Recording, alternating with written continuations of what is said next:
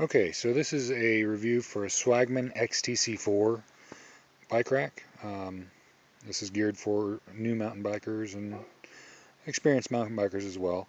Um, I've had this rack for 2 years, as long as I've had my bike, and I got to say I'm real happy with it. Um, I've got a few criticisms about it. The if your hitch is recessed like mine is, uh, it won't fold up all the way. Mine just barely doesn't fold up. It just barely hits the bumper. And so what I do is I fold this up and then stick the pin back through here instead of through here, and it keeps it folded up mostly out of the way. But it's a minor hassle, but it's not a big deal.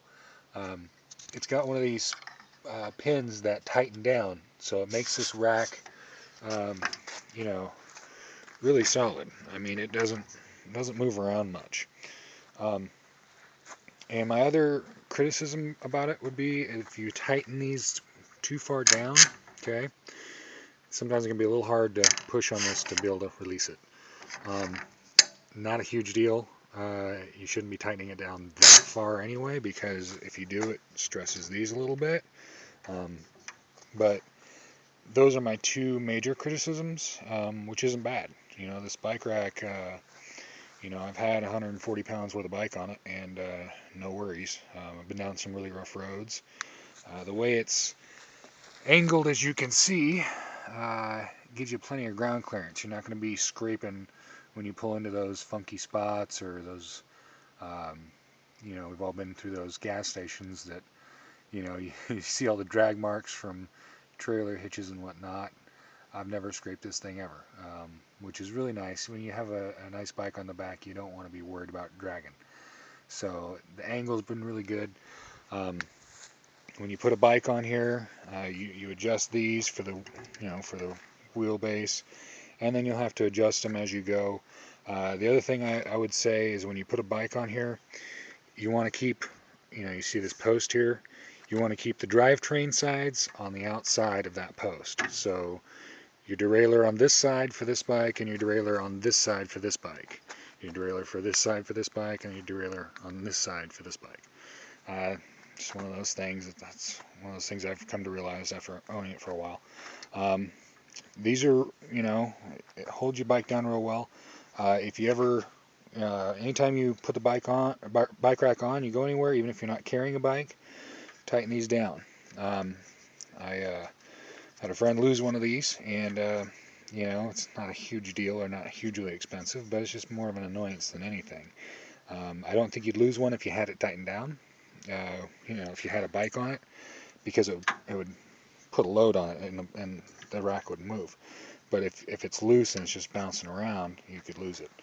Um, Other than that, this folds down and then it folds up.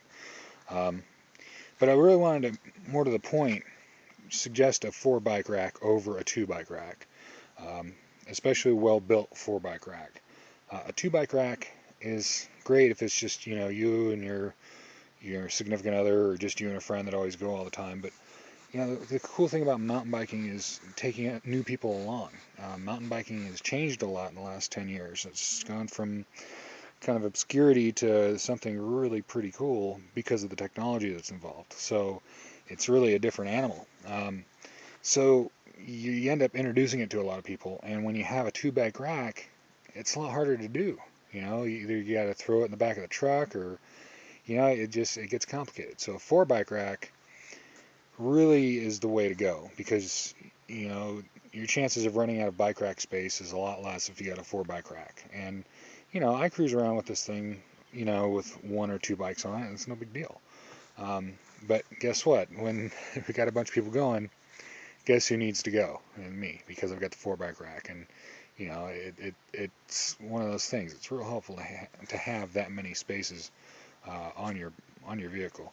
And not only that, it's just more stable, I think. A lot of the 2-bike racks, they only have the 1 1/4, I think it is, hitch, whereas this is a 2-inch hitch. And I'll tell you, the 2-inch hitch is a lot more stable, um, just because there's more surface area for it to contact. So that's another big thing about having a 4-bike rack, is that solid hitch mount. You know, most of the 2-bike racks, they use an adapter. With a 4-bike, you have to have a 2-inch.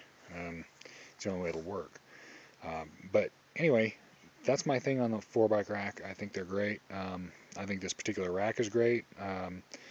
As far as price and everything else goes, it's really competitive. It's generally less expensive than the other racks available.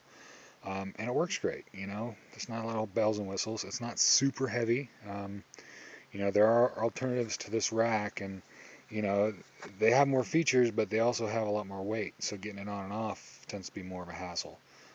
This one, for what it is and, you know, its capabilities and whatnot, it doesn't weigh much, considering it's a 4-bike rack and built very sturdy.